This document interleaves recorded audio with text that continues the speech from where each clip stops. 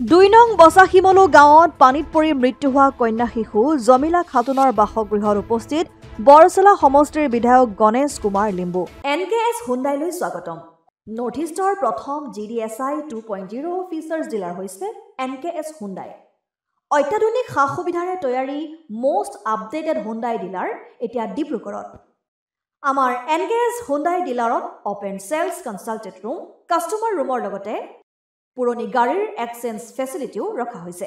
ইয়াত সেলছৰ লগতে সাৰ্ভিস সেক্টৰৰ সুন্দৰ সুবিধা আছে। প্ৰয়োজনীয় সকলো এডভান্স টুলছ, হুইল বেলেন্সিং, এলাইনমেন্টৰ অত্যাধুনিক machine, post hydraulic lift, fully train মেন পাৱাৰৰ লগতে nitrogen gas filling facility, fully automatic car ৱাছৰ ফেচিলিটিও আছে।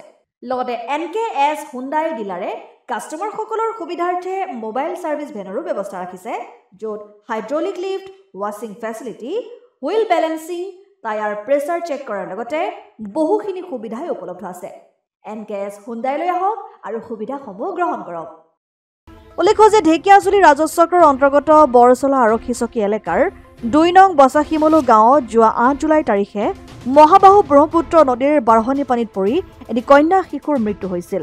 বৰচলা আৰক্ষী চকী এলেকাৰ ২ নং বছাশিমলু গাঁৱৰ বাসিন্দা চুকুৰলিৰ কন্যা সন্তান জমিলা খাতুন যোৱা ৮ জুলাই তাৰিখে পুৱা আনুমানিক ৯ বজাৰ পৰা নিখোজ হৈছিল। পিছলৈ উক্ত দিনাই ৯:৩০ স্থানীয় ৰাইজৰ সহযোগত পৰিয়ালৰ লোকে পানীত উপঙি থকা অৱস্থাৰ পৰা কন্যা শিশুটিৰ মৃতদেহ উদ্ধাৰ কৰাৰ লগতে বিষয়টো বৰচলা আৰক্ষী চকীত অৱগত কৰিছিল। দুৰ্ভাগ্যজনক বিষয় যে মহাবাহু ব্ৰহ্মপুত্ৰ নদীৰ জলস্তৰ বৃদ্ধি পোৱাত ২ নং বছাশিমলু গাঁৱৰ বৃহৎ অঞ্চল বানপানীৰ কবলত পৰিছে। ফলত অঞ্চলটোত ব্ৰহ্মপুত্ৰ নদীৰ বাঢ়নি পানী বৰ্তমান আবদ্ধ হৈ আছে।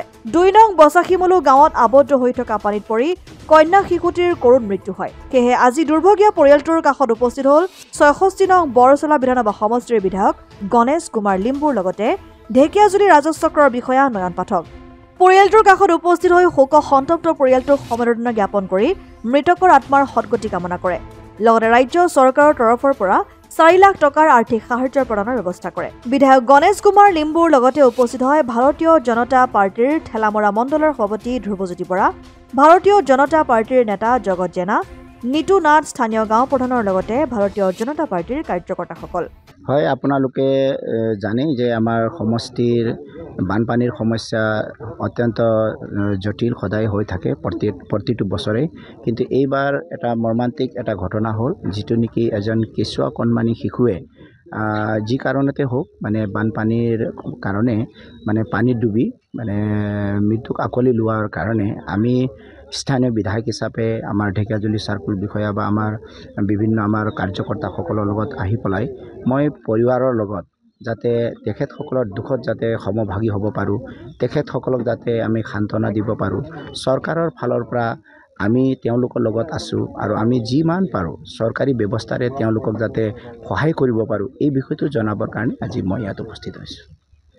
ঢেকিয়াজুলিৰ পৰা প্ৰশান্ত বৈশ্যৰ ৰিপৰ্ট, অসম আদিত্য।